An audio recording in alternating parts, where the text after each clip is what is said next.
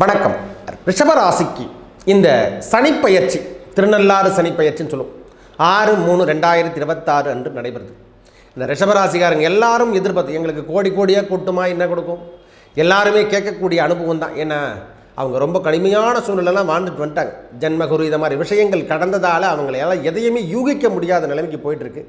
யோகம் தருகின்றவர் ரிஷபத்தை பொறுத்த வரைக்கும் யோகாதிபதி யாரான்னா சனி பகவான் ஒருவரே. அந்த சனி பகவானுடைய கோட்டேஜ் இப்போ நல்ல விதமாக வரப்போதையா லாபத்தில் அமரப்போகிறாரு. உங்கள் வாழ்க்கை தரத்தில் லாபத்தை எடுத்து செல்லுகின்ற காலம் என்று கூட சொல்லும். ஏன்னா இந்த நேரத்தில் சனி பகவானுடைய பயிற்சியை மட்டும் நாம் எடுக்க முடியாது. அடுத்து வருகின்ற குரு பகவானுடைய உச்சம் பெறுகின்ற காலம் இதெல்லாம் எல்லாமே அமைப்பு வச்சு தான் இந்த சனி பகவானுடைய பயிற்சி உங்களுக்கு நல்ல விதமாக அமையுமா அமையாத லாபம் தருமா. குருவோட 9ஆம் பார்வை சனி பகவான் மேலே விழத்தால் நீங்கள் தொடுவதெல்லாம் வெற்றி தொட்டதெல்லாம் வெற்றி என்று ஏன்னா எல்லாருமே எதிர்பார்த்துட்ருக்காங்க.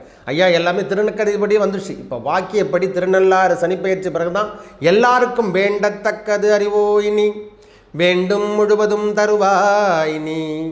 அந்த வெற்றிவேல் முருகனுக்கு அரகரோகர முருகப்பெருமானை வழிபடுங்க. இந்த நேரத்தில் சனி பகவானுடைய தன்மை அதிகரிக்கக்கூடிய காலம். செல்வங்கள் வாரி வழங்கும். திருமணம் குழந்தை என்னென்ன விஷயத்தில் தடை இருந்ததோ ரிஷபராசிக்கு ஏற்றத்தை தருகின்ற சனிப்பெயர்ச்சியாக மாறப்போகுது. ஐயா ஒட்டுமொத்தமாக அரசியல் இல்லாதவங்க கூட தலைவனாக மாறக்கூடிய காலம் என்று கூட சொல்லுவேன். நிறைய ஒரு சங்கடத்தை சந்திச்சிருந்தவங்களுக்கு இடம் சார்ந்த விஷயத்தில் இருந்த பிரச்சனை இந்த குடும்பத்தில் இருந்து வந்த பிரச்சனை ரிஷபத்துக்கு ஏற்புடைய காலத்தை தருகின்ற அமைப்பை இந்த சனி பகவானுடைய பயிற்சி 2.5 ஆண்டு காலங்கள் உங்களுக்கு நல்ல விதமான அனுபவத்தோடு ஒரு பெரிய போஸ்டிங் கொடுக்கறதுக்கான காலமாக மாறப்போது. நல்லவை அனைத்தும் நடக்கும். நல்லதே நடக்கும். நன்றி, வணக்கம்.